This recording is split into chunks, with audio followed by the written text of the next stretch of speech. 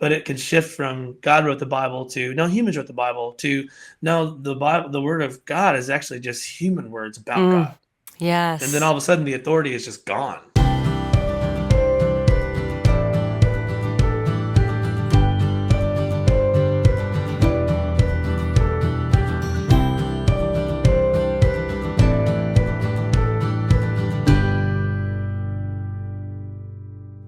Welcome to the Alisa Childers podcast. I have another deconstruction, reconstruction story for you. And I'm so excited for you to meet my guest, Dave Stovall, formerly of the bands Waverly and Audio Adrenaline. I'm sure many of our listeners and viewers remember those bands. So, Dave, I'm so excited to have you on the show today. Thanks for being here and being willing to share your story with us. Of course. Thank you so much for inviting me on. I'm honored to be here. Well, great. We're going to talk through your story. But before we do that, tell us a little bit about yourself, your life, your family, what you're doing these days, Okay. and then we'll get into your story. Okay, cool. So currently, I'll just start from where I'm at now. I lead worship at a church called Harpeth Christian Church here in Franklin, Tennessee. And I'm married to Summer. We've been married for, oh my gosh, 12 years. 12 years this year. Awesome. And we have three kids. Bear is 5, Birdie is 2.5, and Basil, which, we realize now what a mistake that was to name them all 3 B letter names Oh, because, like, golly, we can't get it straight. Basil is, she's 2.5 months. So she's like brand new baby. aw. We're like, we had the baby and then we went through the phase of life where it's like, okay, he's starting to, get things on his own. We can have a normal life again. Then we had another baby Mm. and then did the same thing. So now we're started completely back over. Oh man, I'm telling So you, it just takes. I mean, it's like a whole thing. You're just like a zombie that whole first year. At least yes, I oh my was. gosh. We're Oh, trying to like still be, good parents to the older two, but it's like a struggle. It's like I'm so tired. I was trying to explain to Bear and Birdie that, and I'm like, why am I doing this? They're children. I'm like, look, when daddy doesn't sleep, daddy can't play with you. It doesn't feel like it. It's so funny how that works. But so that's that's funny. who I am now. But I'm originally from Alabama.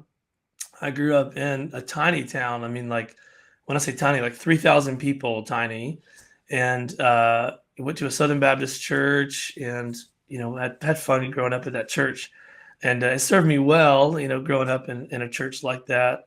But I always was just felt different than everyone else. I'd like feel like I had to do things differently than everyone else. Like I was the only one that I knew that like wanted to leave my city to like go be an entertainer. Mm. Back in the 80s, I was like all about Michael Jackson. So I was like, I'm going to be a singer and a dancer. And so like that was just a weird thing, that nobody else was like that. But that was always my goal, was to be artsy or to create art and then leave. And so I was always different from the people in my church. And Yeah, you don't sound like you're from Alabama. well, that's because I hid my accent when I was growing up. I was like, I don't want to sound like these rednecks, so I'm going to pretend like I'm from California. Or I had cousins that lived in Franklin actually, and I would pretend to be or sound like them, even though Franklin's still the South. I don't know Yeah, what I was thinking, but I spent all that funny. time just feeling different and trying to do things in a different way. I think back to the Southern Baptist Church, what they must have thought about me, because I was like on fire for the Lord Mm. in my high school years. I was like the youth group leader, but it was the 90s. So I was like, I painted my fingernails and like had long, grunge Yeah. hair and big baggy jeans. Like, I bet they were like, I wish this kid was just normal. But when when I graduated high school and went to college, I got involved in the BSU there. And that's when I really had a crisis of faith. And that's kind of what this is all about. Like the Yeah. blogs that I've been writing are about that journey, kind of like deconstructing, even though wouldn't have called it that back then. Yeah. But so I went to school there. This is in college in Northeast Mississippi Community College, just a junior college, and I figured out a way to spread out that 2-year college into 3 years. And then me and my friends at the time decided it'd be a good idea to stop going to college and start touring. So we toured the country as a pop punk band, a Christian pop punk band, and got a record deal and ended up moving to Nashville. We were signed to Flickr Records back I when remember Flickr. Mark, Yeah. yeah, when Mark Stewart and Will McGinnis, when they owned it, we got signed and changed our name to Waverly.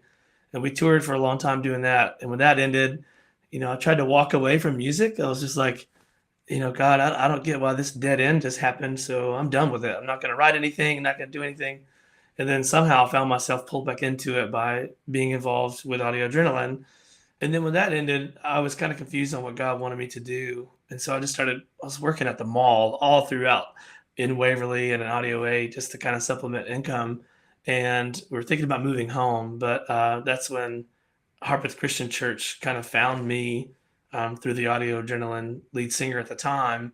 And I just kind of started following God towards that church on not sure what I was going to do. And Now, hey, God you were totally, already deconstructed by this point, kind of into progressive Christianity, and we'll yeah. drill down a little bit deeper into your story in a moment. But this is kind of like the broad overview. So you find yourself at Harpeth, and are you a progressive Christian at this time, or? At that point, I may not have said it out loud to everyone, but internally, yes, I was a progressive Christian, and I could identify myself as a universalist at that time. Um, and so when Bobby Harrington's my lead pastor at Harpeth, when he was like interviewing me or whatever, we were going out to lunch to see if I was gonna be a good fit. Part of me wasn't really sure that I like wanted to be a worship leader, and so I like said things to sort of try to push them away. Like, you don't want me, like I was really vulnerable just about like sin struggles that I'd had because I wanted them to know who I was. And I was like really open with like books that I read. And he's like, "What books do you read?" And I was like, "Rob Bell," like right off the bat, like, this is who I read. And somehow they still thought I was the guy. I'm not sure why. I Well, think I God know just must have Bobby, been. and Bobby's got such a heart for discipleship. He was like, "Yes, I can Yeah. disciple this guy." He told me later what he saw in me was that I was teachable. Mm, And we'll talk through and get to that point, but that's exactly where I was in that moment. But I was trying to be vulnerable with them about, this is who I am. yeah, I don't want to be a pastor or a minister that is not truthful up front.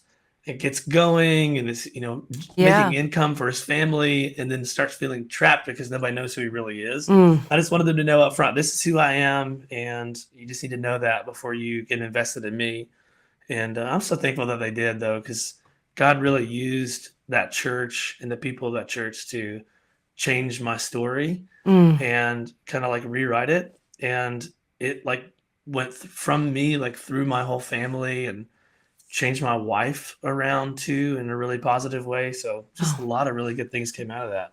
Well, that's awesome. So you are now the worship leader there at Harpeth and doing great. But let's rewind back to your childhood because I think that these types of stories are so helpful to people, especially for people who might be in a bit of a process of deconstruction themselves, but also for people who have loved ones and friends who are going through deconstruction and they're trying to understand what's happening to their friends. And your story, like you mentioned, I'm glad you mentioned these blog posts you've been writing over at renew.org. So if anyone's curious about reading more about Dave's story, he's been blogging about that at renew.org. That's renew.org. You can find his articles there. But you mentioned that you mentioned you grew up in Alabama in the South, and in your article, you kind of bring out this sort of homogenous experience you had where it was 97% white, Southern Baptist, praise God and bless America, evangelical as it gets, Alabama. I love that description. So set the scene for us. How did you first come to faith? Do you think that it was a genuine conversion at that point? Or I don't know if you've thought about that, but to walk us through your initial conversion as a child. Okay. I do think about that a lot, actually. I was thinking about it yesterday. So my whole family, they were Christians when I was growing up, and they still are. And my dad, he was my band director, but he also would lead worship at that church occasionally. And so I just grew up in church, and I knew from early on that I wanted to be a Christian. And I remember trying to become one at 6 years old. Like, we had a revival preacher come through, and I was like, I want to be a Christian. I want to be a Christian. And, I raised my hand, or I walked the aisle. That's what it was. Yeah. I walked down the aisle, and we ended up in the back. this is probably one of my earliest memories. We ended up in the nursery. Me and the pastor, my mom and dad, we're all holding hands in a circle, and he's trying to lead me through the sinner's prayer. And he's like, go ahead and ask Jesus into your heart. And I didn't know how to do it. And then he started kind of like walking me through it. And, I was sort of repeating him.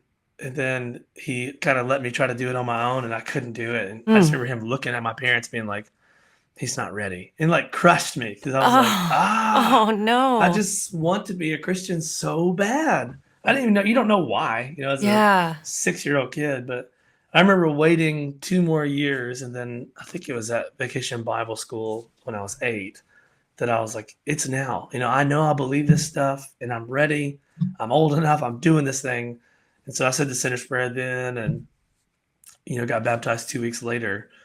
Not much changes in your life when you're an 8-year-old. I'm not sure what your kind of sin that you do consciously when you're an 8 year Yeah. old, but I remember like telling people at school that I was a Christian and talking about God a lot. Um, but it was like around age 15 that I had my first instance of doubt. Mm. Like I was just so scared that if I died, I would go to hell. And I was just like, did I really mean the prayer when I was 8 years old? Did I say the words right? And blah, blah, Mm. blah. I was so scared. So that night I hit my knees, in my bedroom floor by myself and asked Jesus to save me, but I asked him to be my Lord. I was like, Mm. I want to follow you in life, from Yeah. this point forward. So I don't really know which one of those two like counted as like the time that I like began the relationship with God. Yeah. I sort of think about, and as I'm telling this story to people, that they were both kind of like steps, Mm-hmm. like steps forward in following Christ. But God really started changing me during that time period and shaping me into a leader in the youth group. I came out of my shell, during the youth conferences, and he was using me as a role model for younger kids. And to look back and see that, like, that's when I think like the Holy Spirit really started changing me and leading me. That would be like the key moment. But it wasn't until I was in college that I got baptized again. Okay. Because I was like, I was sitting there listening to a preacher talk, and he was just stressing about baptism. I can't remember if he used the words like, baptism actually was the normative way they did it in the Bible. I don't know if he said those words or not, but I just remember feeling the Holy Spirit in me just being like, you've got to do this. Mm. This is the next thing. And so I got baptized as a 21-year-old. And I'm really glad that I did that, because now looking back, I'm like, that's such an anchor for me. Mm-hmm. Like everybody's susceptible to doubt, no matter like how far along you are, no matter how old you are, no matter how spiritual you are. And that moment, looking back, it's like, man, I knew what I believed. I knew what I thought. I knew what was real. Then I made that decision because I wanted to trust and follow Jesus. And his word promises me that he'll seal me when I do Mm-hmm. those things. And it's become such an anchor for me over the years. But that's kind of Yeah. like the beginning of the story, So like of how I came to know Jesus. let me ask you. So we're kind of going to lead up to your deconstruction here. Do you think that the way the sinner's prayer was presented to you might have been like a chink in the armor in a way that might have even contributed to your eventual deconstruction? I'm only asking because you said, I wondered if I had said the words right, almost like as if it was presented as if it was like this almost incantation or some kind of a magical spell you cast to Magical prayer. magically become a Christian. And I know that a lot, there's been a lot of discussion about this lately, as far as, I mean, obviously it's not wrong to pray and dedicate your life to Jesus, but I think Right. sometimes it's presented like this formula that if you say these words, make sure you say all these words in just the right way. Then I think that's what leads people to feel like they keep having to do it over and over and over again just to be sure, like just a Yeah. little insurance. But what do you think that played any part in your eventual deconstruction, looking back now? I do, because I think it was in college. So after I was baptized, maybe it was on the way out of college. That's the hard part about writing these blogs, by the way, is like the The timeline timing. of Oh, everything. Because yes. it's like I'm like writing from memory, but I'm also trying to remember how I felt. It's Right. like not just remembering events, but like how they made me feel. Yeah. I'm working on like blog 4 or 5 right now, and I'll be writing stuff, and I'll be like, wait, like, but earlier on in like blogs 1 and 2, I was writing this timeline. I'm like, that doesn't match up, so I gotta like think through it all. Oh, I know. The But struggle is it's real though, because when I was writing my book, I had to get on the phone with my editors. And thankfully, I was able to time things based on my kids' ages and my pregnancy. So I was able to know exactly, around the time. But before we actually mapped it out, I was like 2 years off on it. Like when I was trying to remember when it all happened, it's like the struggle is real for sure. okay. I'm glad to know that because I was Yes. thinking that yesterday. I was like, that's the thing I'm nervous about. Am I getting it all right? So I think it was when I was like towards the end of my, 3-year college run that I think it was my close friend Matt. He was in Waverly with me that told me the sinner's prayer was something that was like just a couple hundred years old. And I was like, what? He's like, yeah, that's, they didn't always do that. That's not how you became a Christian before. And like, that really, I think, was the initial shift or like the crack, as I keep saying in the Hmm. blog, is I was like, wait a second, like all these men and women in my life that were like teaching me, they said these things so confidently from stage, right? Or from Yeah. the pulpit. Yeah. Like, this is the way. And to find out that it was like relatively new, I was like, what in the world? And so, in a good way, it made me start going all through the Bible to like find it. Mm. And, the closest thing I could find is in Romans about confessing Jesus as Lord. That's like the closest thing, but I can't find the actual sinner's Yeah. prayer Yeah. in No, there. that's And true. I'm like, There's a why is verse it in not in the Bible? Ephesians. There's a verse in Ephesians where Paul talks about like make Christ dwell richly in your hearts, but there's not really Mm, any sort of indication that you're supposed to pray that. He's more reminding the Christians that Christ is there, but there's not yeah. really this prescriptive thing to pray this exact prayer in this way. So yeah, I can see why Yeah. that would cause some doubt though, because you're thinking they're so confident about this, they act like they know, and then I'm not finding that in the Bible or really even in church history. I can see that why Mhm. that would make you almost doubt everything else they were saying. Right. That was the beginning of it. I remember hearing around that time period too, like um, people would say these words like a true salvation. They just kept saying it. I kept hearing it. Somebody who is truly saved, and I just kept echoing in my head, like, "Am I truly saved?" And I was somebody who would repeat the sinner's prayer often. I went on I was a summer missionary 1 year to Phoenix, Arizona. This is like after my second year of college, and actually, that's right when the doubts started coming in. 'Cause it was like, beginning of that year before the summer, um, we had this conference and the people were signing up to be summer missionaries. And I felt strongly that I needed to.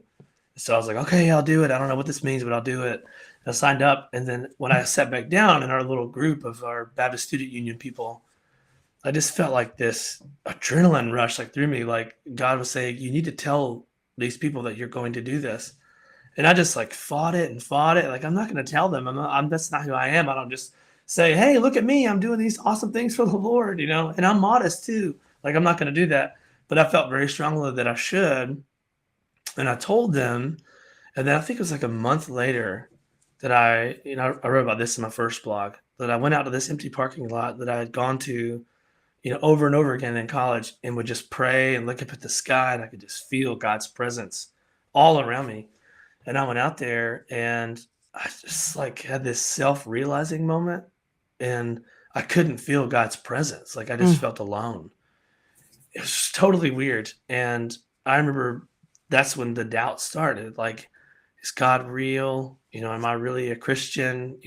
He's got to be real, but maybe so I'm not real. And maybe that's why I can't feel him. And then I would repeat that sinner's prayer. And Mm. I was wrestling over and over with that. And I would reach out to like one person, and they would just, the way they would react was bad, Mm. because people didn't deconstruct openly in Right. the early 2000s that I knew of, Yeah. not in the South anyways. People didn't talk about or celebrate doubts and questions and Yeah. stuff like they do now. And so the reactions I got were like, something's wrong with you. What's going on? Salvation is such a key part of everything. And if you're doubting it, there's something really wrong. And Mm. some people were a little more gracious. They were like, well, you're going to be okay. That, trust the word. But if you start doubting again, then, you might want to get saved again. And I was like, Wow. I don't want to get saved again because it's going to start that cycle all over again of I Mm. did this big moment. And then a couple years later, I'm right back where I was. And so leading up to the summer, I was thinking I want to back out of being this summer missionary. But I couldn't because I told everyone that I was going to do it. And I was like a big presence and leader in the Baptist Student Union. So I went and did it. And that summer, I remember praying over and over again the sinner's prayer and then asking Jesus for assurance, like assure me of my salvation. And it was like I would have nothing for like, 2 or 3 weeks. And then all of a sudden I would have this crazy experience. Like I'd be sitting out in a driveway, and I don't recommend doing this because I don't think God always works this way, but he did this way for me. I was like, God, just give me a sign. And there was like this massive shooting star that went by. Mm. And then I was like, whoa, like, this is amazing. God's real. And that would help me coast for like a week or two. But I Mm. wouldn't feel God again for like 2 or 3 weeks. And then I would have this other experience where I like really felt God's presence around me and comforting me. And then I wouldn't feel him again for a couple more weeks. It was really kind of strange, but that was like the beginning of the wrestling and the like thinking about my faith and kind of taking things apart and seeing what they mean and how they fit back together, kind of a thing. But it all kind of started because didn't feel God's presence and it scared me. And then the reactions of people around me were so Yeah. weird. That's very It kind of created similar. shame. Yeah. This is, creating shame. Yeah, that's huge Yeah. because this is very similar to my story. And I write about this in my book where, I never really went through intellectual doubt my whole life, but it was when I didn't feel God's presence that it was like the darkest time of doubt for me because I was always my whole life, no matter what I would be faced with, I could to the best of my description, I could say I felt God's presence. And then there was these times when it was like nothing, not a goosebump, nothing. And it's kind of, it's a dark place to be in when you feel that almost that empty void. And looking back, I think in my story, I don't know how you would interpret this for your story, but I think that there are times when God, orchestrates that. To make, Hmm. almost in a way to make sure we're not just being led by our feelings. I know for me that Totally. it's taught me to stand whether I feel him or not. So what do you think were some other factors? Did you start to deconstruct at that point, or were there other factors involved that led you into a deconstruction? Or let's talk about moving into that deconstruction point Okay. and what that looked like for you, and anything else you want to cover that might lead up to that point. So when I got back from the summer missionary trip, I felt like a new strength because you're right. I felt like God had orchestrated the whole thing because he kept showing up in these really miraculous type ways and stories through people and strangers, like echoing things I was going through and stuff like that. And I felt like God had orchestrated it. And I came back and my faith was stronger than it was before. And, I just kept trying to push through, I guess you Mm-hmm. could say. And, but I kind of had this new sense of, who God was and who I was and what faith was. So that last year of college for me is I became the president of the Baptist Student Union, and I was the worship leader, and I had my Christian pop punk band and all that kind of stuff. And at the end of that year, the semester, I guess, is when my band started touring. And that was the first time that we met Christians outside of the Southern bubble, the Bible Belt culture, that were Mm-hmm. like different, like specifically coming to Nashville. We met a lot of industry people. We came up here during the Gospel Music Awards week, and like we weren't invited, but we just came up and we snuck into one of the rooms and dropped our demo in all the bags. Like we were Nice. just like, we got to get their name out there. We What don't year have was things this? like What year was I that? can't remember what year it Okay. was, but it was like before. It was before. It had to been like 2004, I was 2005. probably there. I was probably You at probably that were. GMA week. You probably were. We were like, people weren't using like the internet to like market your Right. band and Yeah. stuff yet. So we were like, we got to do this the real way. But we met some people when we came up here in the industry that were just different. Like, in the the third blog that'll be released this month in March is called The Three Unforgivable Sins: Drinking, Smoking, and Cussing. And we came up here and met some people that were like, you know, seemed like legit followers of Christ. Like they were passionate about justice and they were passionate about helping the needy and the poor. And, they devoted time to like feeding, homeless people downtown Nashville. And they kept talking about being liberated and stuff like that. And then we went to hang out with them afterwards and we went to the Flying Saucer, which is like, hundreds of beers. And we're just Southern boys who grew up thinking you don't do that. And I was so shocked because they were all drinking and a lot of them were smoking cigars and some of them even said cuss words. I was so freaked out, I was the goody goody kid who didn't do that stuff. And I just knew that it was wrong. And I couldn't piece together how somebody could be so loving and generous and wise. I mean, like the character of Jesus, just like that, but then do these things that I'd always thought were wrong. And it's like you can have a belief about something or about people group, and then when you meet them and see like who they are, like their soul, it kind of makes you kind of question like the beliefs versus the people. And the thing we say at our church a lot is when you're faced with stuff like that, you're either gonna how does he say it? You're gonna end up giving up your beliefs, or you're gonna give up behaviors. If that makes sense. And I think I was really wrestling with that, and I remember talking about it in our van on the way back to Mississippi, which is where our band grew out of. But I was like dead set, like we're not going to do that kind of stuff. We started out to be a band that would be different because we'd had bad experiences with Christian bands. We're like, we want to be a band that's legit and doesn't lose sight of the gospel and stuff like that. And I was like, we're not going to be that way. But some of the other guys were kind of wanted to be that way a little bit, But slowly over time of touring out west and meeting more Christians that were like that, we started to evolve to look and sound more like that too.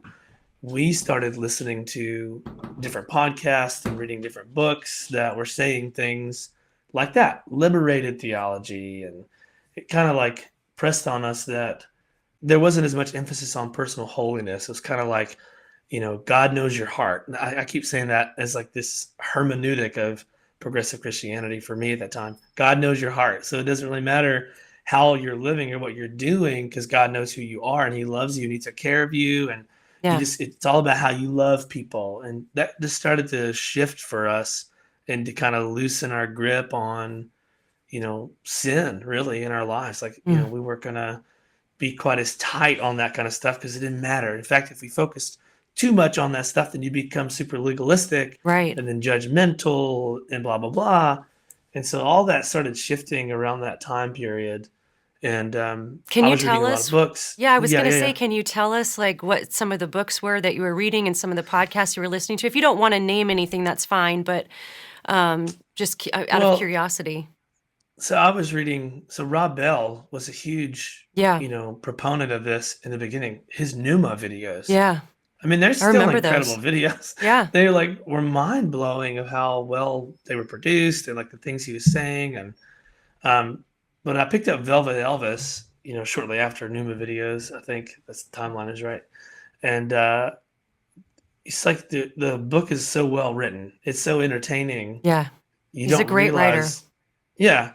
I still think he's an excellent communicator. Yeah. But I didn't realize that at the time what was happening was my hermeneutics, which I keep using that word. Do I need to explain what that is to the listener? Yeah, just tell, just for people who haven't heard that word, it's the art of interpreting the Bible, right? It's just how we interpret the text.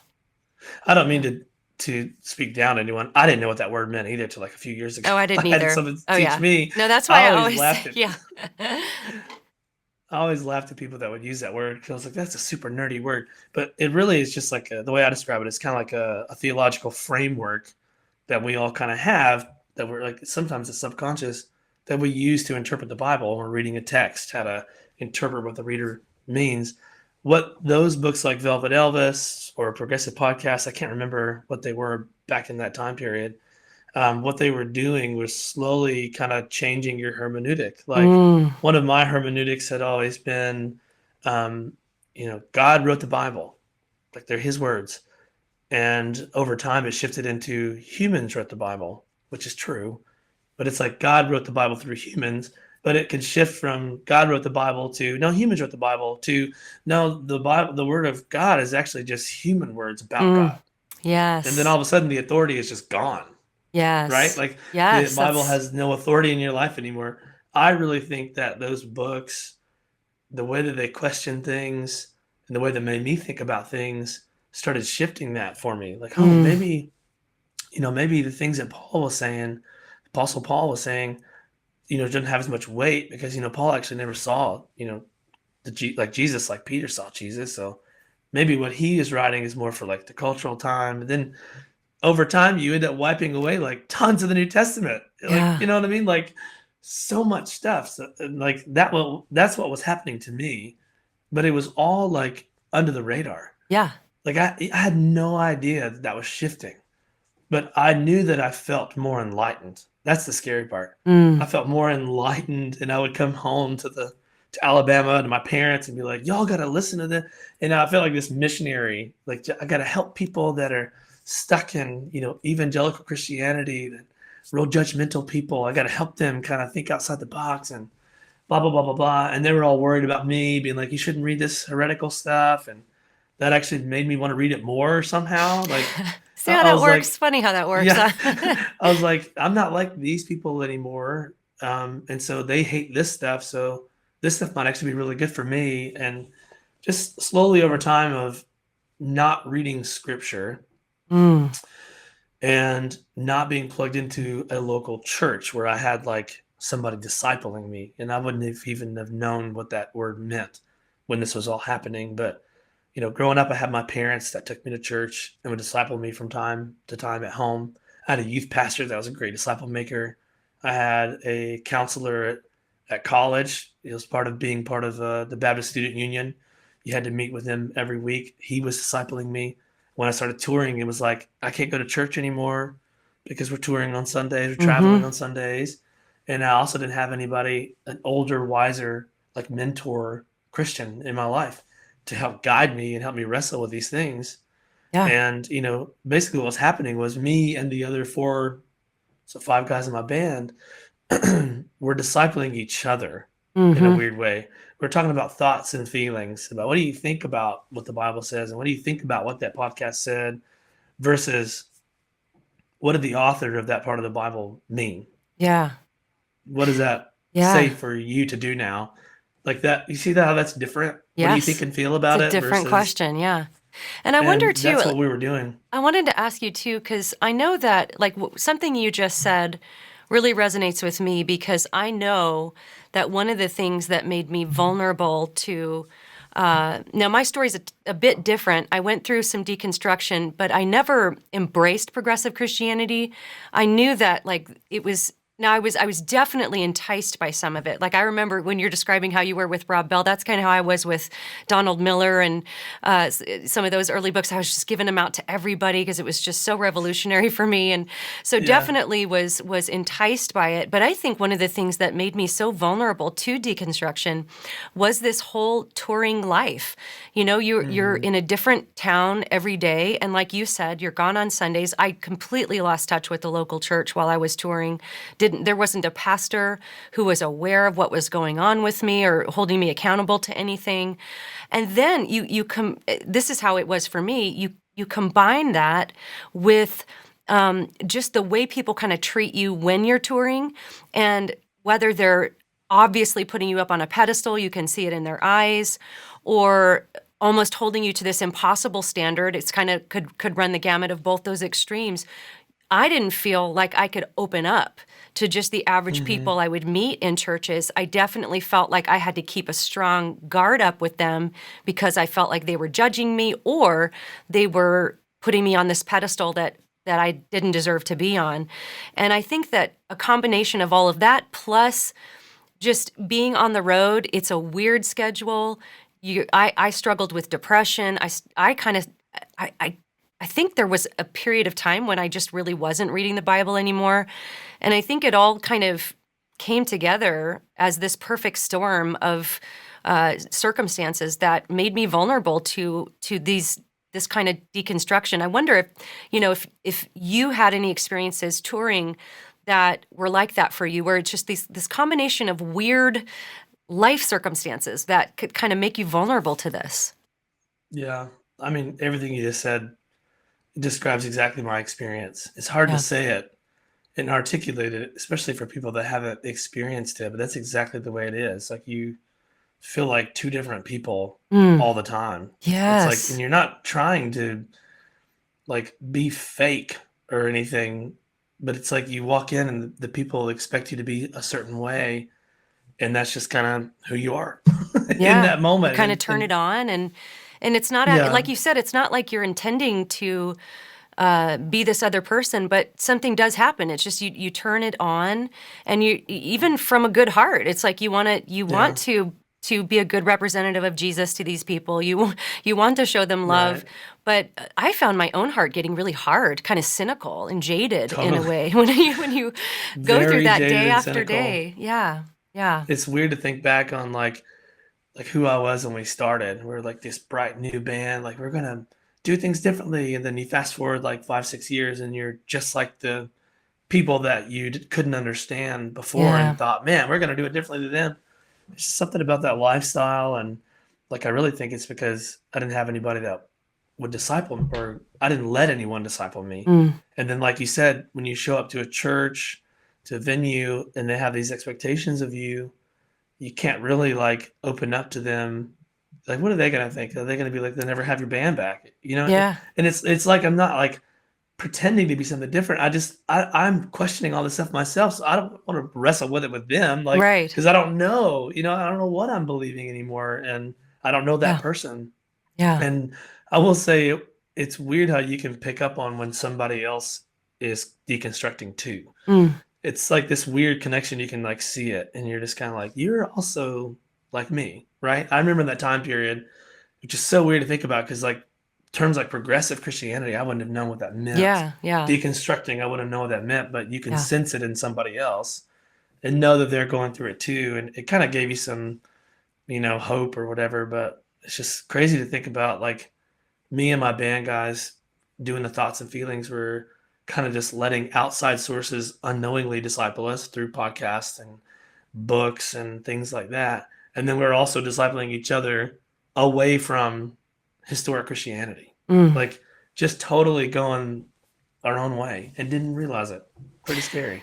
So when you were in progressive Christianity, again, like I think you just kind of answered this. Would you have called yourself that, or you just didn't realize that's what you were?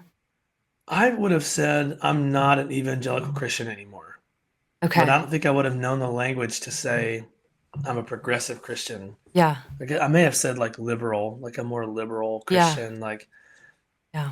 still love Jesus, love God, but a lot of my like core beliefs were different. So what were some of those core beliefs that changed for you?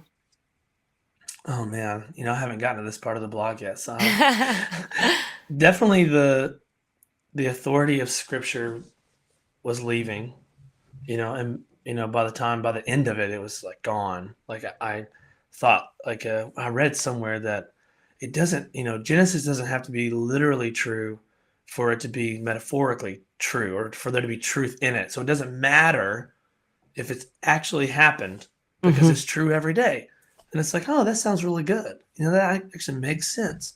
And I can stop believing in, 6 day creation, Yeah. or I can stop believing in XYZ. And so that was one thing, was the literal six, like the 6 day, that kind of got torn away. Um, Premillennial dispensationalism. So as I said in blog 2, Kirk Cameron eschatology, Yeah. like Left Left Behind, behind. like Yeah. that fell away, because I also, same thing with the sinner's prayer, reading through Revelation, I was like, where's the rapture? Like, did I miss it? Yeah. Like that really kind of started to fall away.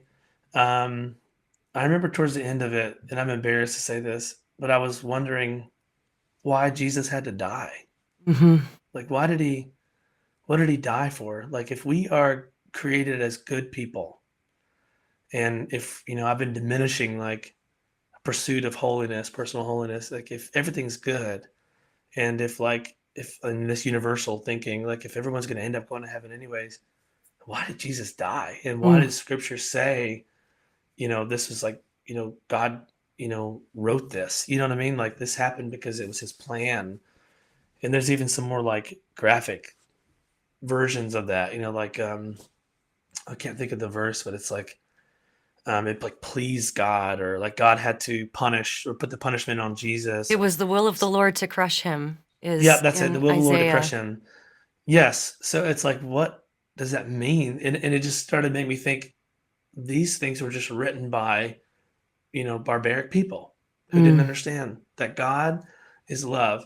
And like, I don't know if you can hear like what's underneath that is those people don't understand God like I do because, or don't understand Jesus like I do because I'm such more an enlightened person now.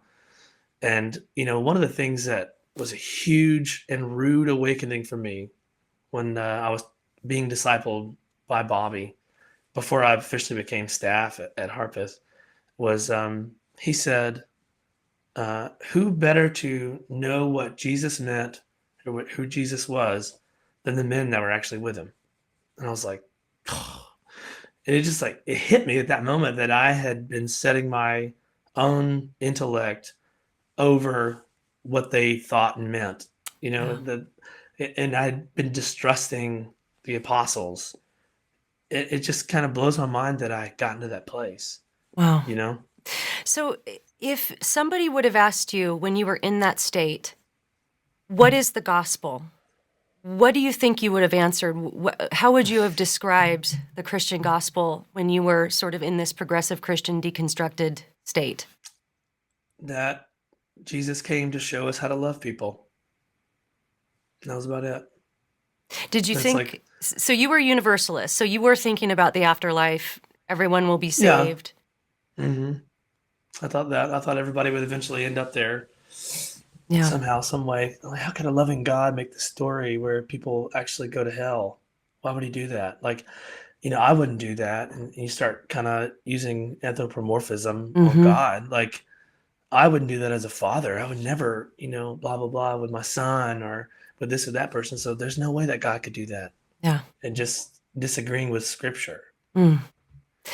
So your reconstruction is just, it gives me so much hope because this is a situation where, I know Bobby, your pastor, and we're friends. And, when Bobby emailed me about you, he was just like, this is when I disciple him, and he was in progressive Christianity. Of course, I had heard your story at the Renew, one of their promo videos that they made that was so powerful.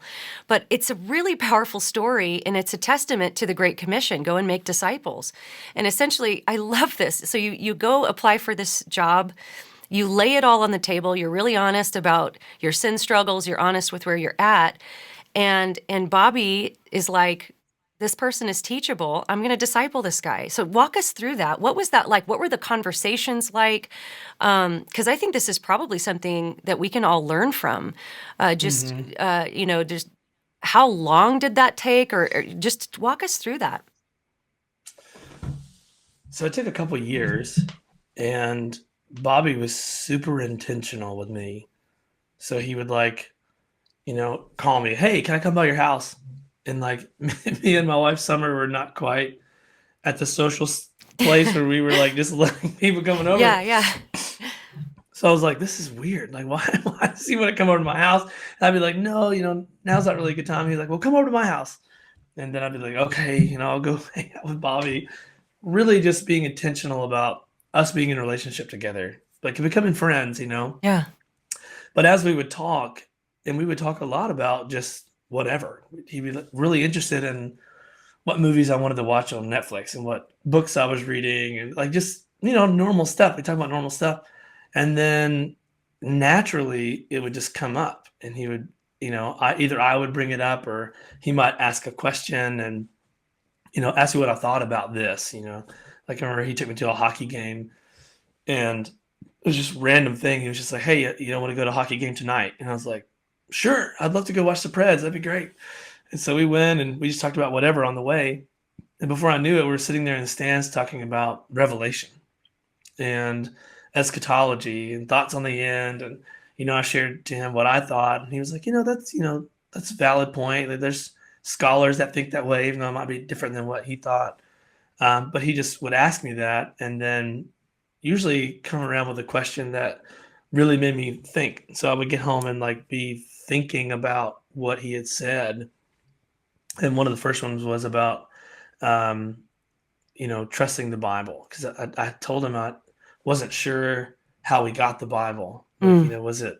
I'd admit, like, I don't know if I made this up or heard somebody say it, but I created this story in my mind where it was like, men were sitting around the table cherry picking what supported the narrative of, Jesus as the Son of God, and tossing out the ones I didn't. That's what I made up in my mind. So I had kind of a distrust for the authors of the Bible, and he really would show me like archaeological evidence and talk me through like why we know these are legit copies, written by the apostles, and how we actually got these letters. They weren't just like cherry picked, but the church was already using them as like authoritative scriptures. And then that's how we pieced them together. And I was like, oh, and he really helped me get my attention towards like the first church. Like, what were they doing?